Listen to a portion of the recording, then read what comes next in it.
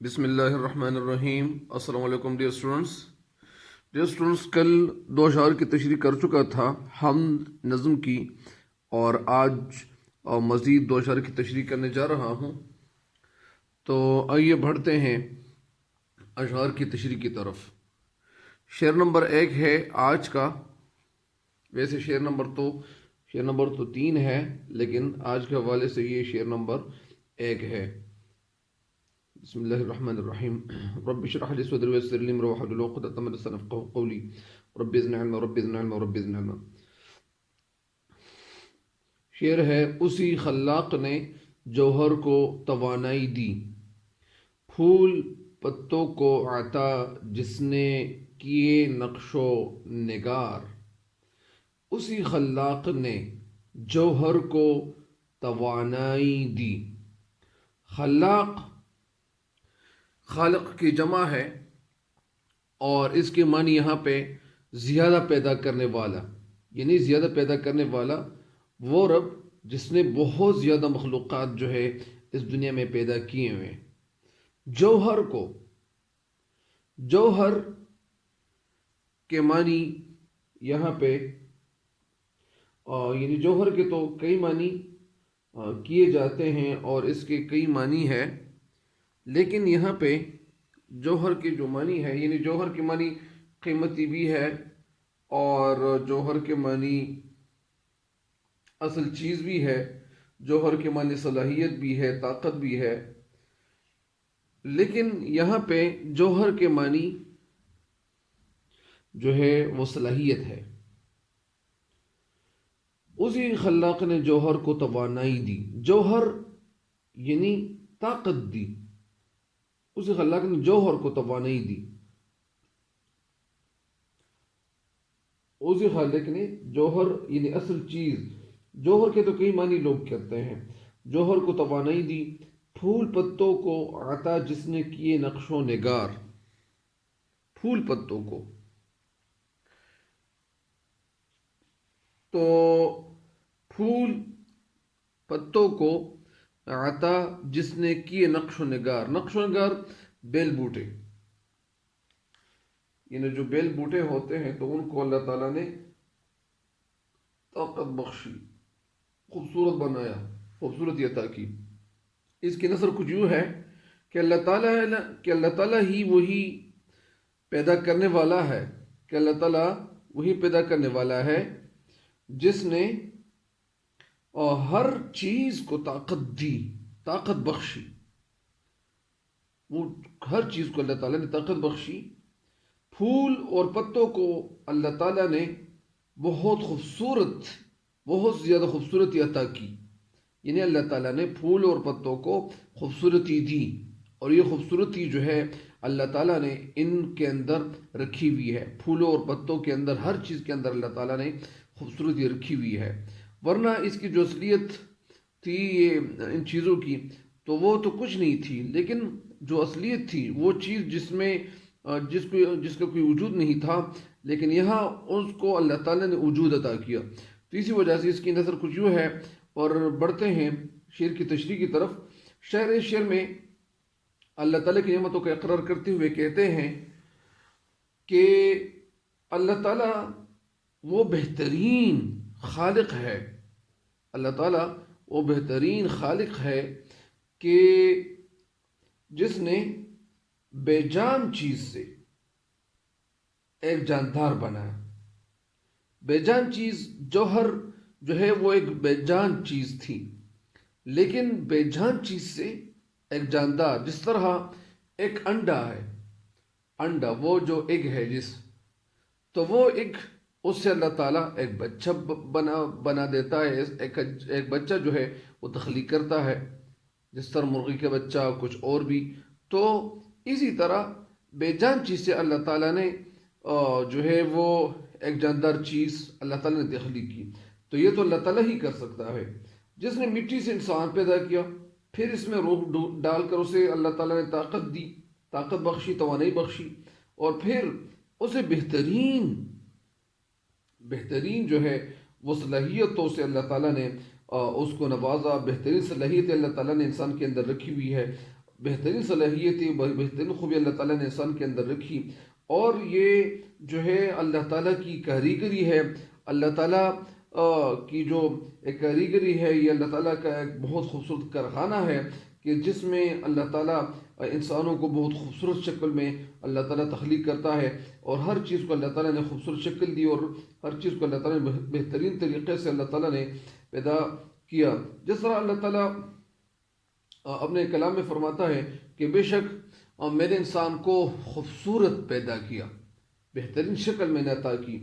اور اسی طرح اللہ تعالیٰ نے ہر چیز کو بہت بہترین شکل میں اللہ تعالیٰ نے پیدا کیا۔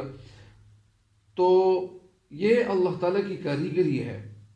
اس سے اللہ تعالیٰ کی کاریگری کا پتہ چلتا ہے کہ جب ایک انسانوں کو اللہ تعالیٰ کچھ اس طریقے سے پیدا کرتا ہے، اور کچھ ایسے یہ جو جوہر ہوتے ہیں، کچھ ایسے اسرار و رموز ہوتے ہیں، کچھ ایسی باتیں ہوتی ہیں کہ اللہ تعالیٰ انسان کے اندر ڈالتا ہے، تو یہ بہت خوبصورت بات ہوتی ہے، کیونکہ انسان کے اندر اللہ تعالیٰ نے بہت زیادہ توانائی رکھی ہوئی ہے۔ اللہ تعالیٰ نے انسان کے اندر بے پناہ طاقت اور بے پناہ قابلیت اللہ تعالیٰ نے انسان کے اندر رکھی ہوئی ہے، لیکن اگر انسان یہ قابلیت استعمال میں لے آئے تو یہ انسان بہت کچھ بن سکتا ہے۔ یہ انسان جو ہے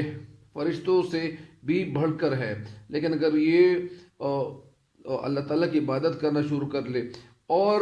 اسی طرح شاعر کہتے ہیں کہ پھول پتوں کو عطا جس نے کیا نقش و نگار، تو اسی طرح اللہ تعالیٰ نے جس طرح انسانوں کو مکمل طریقے سے خوبصورت طریقے سے اللہ تعالیٰ نے پیدا کیا، تو اسی طرح پتوں اور پھولوں کو بھی اللہ تعالیٰ نے خوبصورت شکل دے کر، خوبصورتی عطا کر اللہ تعالیٰ نے پھول و پتوں کو بھی اللہ تعالیٰ نے پیدا فرمایا۔ تو اسی طرح جو خوبصورتی ہے پھولوں کے اندر، تو یہ بھی عجیب قسم کی خوبصورتی اللہ تعالیٰ نے ان کے اندر پیدا کی ہوئی ہے، اور خوبصورت شکل اللہ تعالیٰ نے ان کے اندر جو ہے یا اسی طرح اللہ تعالیٰ نے ان کو خوبصورت شکل دی، بلکہ پھولوں کو بھی اللہ تعالیٰ نے وہ رنگ روپ، وہ خوبصورتی، اور وہ بیل بوٹے اور وہ نقش و نگار اللہ تعالیٰ نے ان کو عطا کیے، تو جن کو انسان دیکھتا ہے تو پھر انسان جو ہے وہ حیران رہ جاتا ہے۔ حیران اس لیے رہ جاتا ہے کہ اللہ تعالیٰ جو ہے جو بھی چیز پیدا کرتا ہے تو وہ اتنی اتھینٹک، اتنی خوبصورت ہوتی ہے کہ انسان دیکھ کر بھی حیران ہو جاتا ہے، حیران رہ جاتا ہے کہ یہ جو ہے، یہ جس طرح پہاڑ ہوتے ہیں، پتھر ہوتے ہیں، لیکن یہ پہاڑ، وہ پہاڑ جو اللہ تعالیٰ نے پیدا فرمائے، اور اللہ تعالیٰ کے فضل و کرم سے، اللہ تعالیٰ کے کن فیکون سے اللہ تعالیٰ نے ان پہاڑوں کو پیدا فرمایا، لیکن جب ایک انسان ان پتھروں کو اٹھاتا ہے اور پہاڑ کی شکل دے ڈالتا ہے تو وہ پتھر تو وہی ہوتے ہیں، لیکن ان پتھروں میں وہ خوبصورتی نہیں ہوتی جس طرح وہ بے آب ہو گئے جس میں گھاس بھی نہ ہو، وہ پہاڑ وہ بہت خوبصورت نظر آتے ہیں۔ لیکن انسان جو چیز تخلیق کرتا ہے، جو چیز انسان کے اندر جو قابلیت رکھی ہوئی ہے، یہ تو اللہ تعالیٰ نے رکھی ہوئی ہے، پھر یہ انسان جو ہے اسی قابلیت کو اختیار کر کے اسی قابلیت پہ چل کر وہ نئی نئی چیزیں بناتا ہے۔ تو اللہ تعالیٰ نے انسان کے اندر یہ قوت رکھی ہوئی ہے اور یہ قابلیت رکھی ہوئی ہے۔ تو اسی طرح شاعر جو ہے یہ کہتے ہیں کہ ہم اللہ تعالیٰ کی جو بنائی ہوئی چیزیں ہیں، مخلوقات ہیں، ان کو دیکھ کر ہم حیران نہیں اس لیے رہ جاتے ہیں کہ اللہ تعالیٰ بہت خوبصورت طریقے سے ہر چیز کو تخلیق کرتا ہے، ہر چیز کو پیدا کرتا ہے۔ تو وہ چیز چاہے وہ انسان ہو، چاہے وہ بیل بوٹے ہو، چاہے وہ آبشار ہو، چاہے وہ پانی یعنی کا گرنا ہو، چاہے جو بھی چیز ہو، تو وہ اللہ تعالیٰ ہے۔ اللہ تعالیٰ ہر چیز کو یعنی بہت خوبصورتی کے ساتھ اللہ تعالیٰ تخلیق کرتا ہے، اور اسی طرح ہر چیز جو ہے وہ اس کے اندر بے پناہ خوبی اللہ تعالیٰ نے رکھی ہوئی ہے۔ انسان کے اندر اللہ تعالیٰ نے یعنی جو ہے وہ گویائی اور عقل اور شعور اللہ تعالیٰ نے انسان کو عطا کیا، یا اسی طرح جو جانور ہے ان کے اندر تو شعور نہیں ہے، بہت سارے پرندے ہیں، تو اسی طرح ہر چیز جو ہے وہ اپنی صلاحیت کے بلبوتے پر یعنی اپنی صلاحیت کی وجہ سے وہ چیز پہچانی جاتی ہے۔ اسی طرح جس طرح مکی ہوتی ہے تو ان کی اپنی صلاحیت ہوتی ہے، سام کی اپنی صلاحیت ہوتی ہے، اسی طرح انسان کی اپنی صلاحیتیں ہوتی ہیں، پرندوں کی الگ صلاحیتیں ہوتی ہیں۔ تو ہر ایک چیز کے اندر اللہ تعالیٰ نے بے پناہ اور خوبیاں پیدا کر کے اللہ تعالیٰ نے ہر چیز کو پیدا کیا ہے، اور بہت خوبصورتی کے ساتھ، کیونکہ اللہ تعالیٰ ہمارا کتنا خوبصورت ہوگا، کتنا حسین ہوگا کہ جب اللہ تعالیٰ ہمیں اس طرح تخلیق کرتا ہے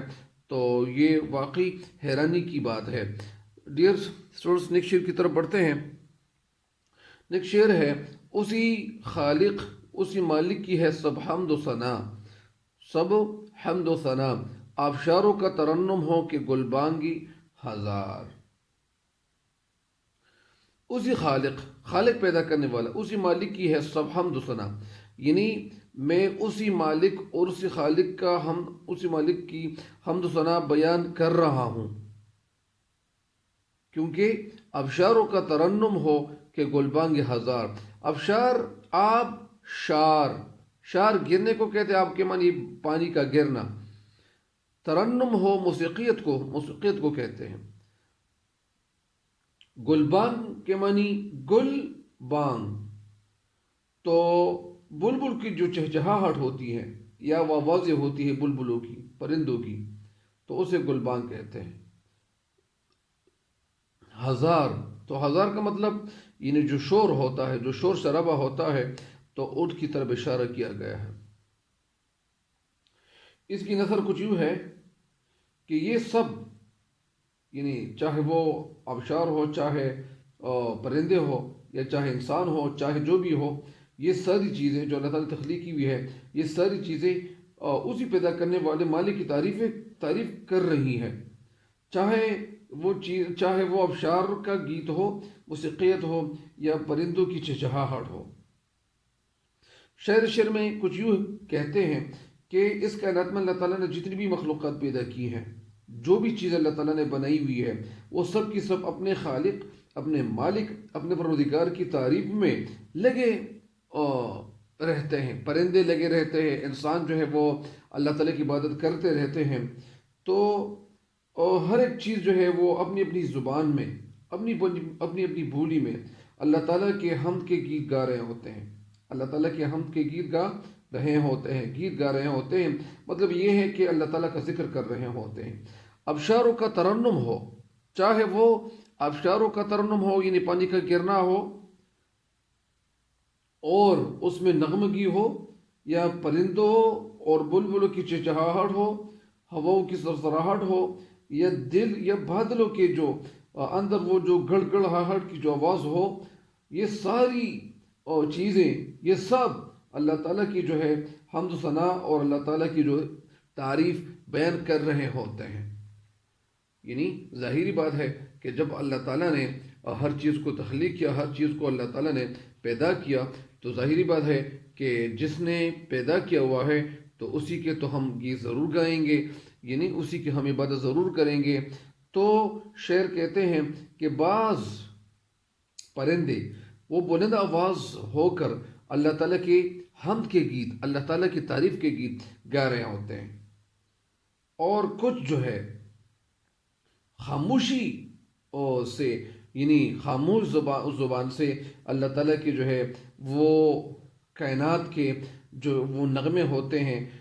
وہ الاپ رہے ہوتے ہیں، اور وہی جو ہے یعنی اپنے اپنے انداز میں ہر چیز وہ اللہ تعالیٰ کی تعریف بیان کر رہے ہوتے ہیں۔ اور یہ اللہ تعالیٰ کی جو ہے وہ عبادت ہر چیز اپنی اپنی زبان کے ذریعے سے، چاہے وہ خاموشی سے ہو، چاہے وہ شور شرابے کے ساتھ ہو، یعنی چاہے وہ تیز ہو یا آہستہ ہو، لیکن ہر چیز جو اللہ تعالیٰ نے تخلیق کی ہوئی ہے تو وہ اللہ تعالیٰ کی حمد و ثنا بیان کر رہی ہے۔ تو لہٰذا انسانوں کی عبادت کے جو طریقے ہیں وہ الگ ہے، پانی کے جو عبادت کرنے کے جو طریقے ہیں وہ الگ ہے، یا اسی طرح پرندوں کے جو یعنی پرندوں کی جو عبادت ہوتی ہے وہ الگ انداز سے ہوتی ہے، یعنی ہر چیز جو ہے وہ اپنے اپنے انداز سے اللہ تعالیٰ کی عبادت کسی نہ کسی شکل میں وہ کر رہی ہوتی ہے۔ تو شاعر یہی کہتے ہیں کہ اسی خالق اسی مالک کی ہے سب حمد و ثنا، یعنی میں اسی مالک اور اسی خالق کی حمد و ثنا بیان کر رہا ہوں، اور اسی خالق و مالک کی حمد و ثنا بیان کرنی بھی چاہیے، کیونکہ اللہ تعالیٰ نے ان سب چیزوں کو پیدا کیا ہوا ہے۔ آبشاروں کا ترنم ہو، چاہے وہ پانی کا گرنا ہو، پانی کے گرتے ہوئے بھی وہ کچھ نہ کچھ وہ یعنی اللہ تعالیٰ کا ذکر کر رہے ہوتے ہیں، کہ گلبانگ ہزار یا پرندوں کی چہچہاہٹ ہو تو بھی اللہ تعالیٰ کی حمد و ثنا بیان کر رہی ہوتی ہے، پرندے بھی اللہ تعالیٰ کی حمد و ثنا بیان کر رہے ہوتے ہیں، ہر چیز اللہ تعالیٰ کی حمد و ثنا بیان کرنے میں یعنی لگے ہوئے ہیں۔ اور ظاہری بات ہے کہ جب ہم نے یا اسی طرح انسان کو اللہ تعالیٰ نے اپنے مقصد کے لیے پیدا کیا، تو مقصد اللہ تعالیٰ کون سے مقصد کے لیے، مطلب یعنی عبادت کے لیے اللہ تعالیٰ نے انسان کو پیدا کیا ہوا ہے۔ تو امید کرتا ہوں کہ آپ ان تشریحات کو سمجھ گئے ہوں گے اور انشاءاللہ آپ ان تشریحات سے فائدہ اٹھاؤ گے۔ اللہ تعالیٰ آپ سب کو حفظ و امان میں رکھے اور اللہ تعالیٰ آپ سب کو کامیابی دے۔ اور میرے اس چینل پہ نئے آنے والے جتنے بھی ہیں وہ ان کو چاہیے کہ وہ اس چینل کو سبسکرائب کرے تاکہ میری نئی آنے والی ہر ویڈیو آپ کو وقت پہ پہنچتی رہے۔ والسلام۔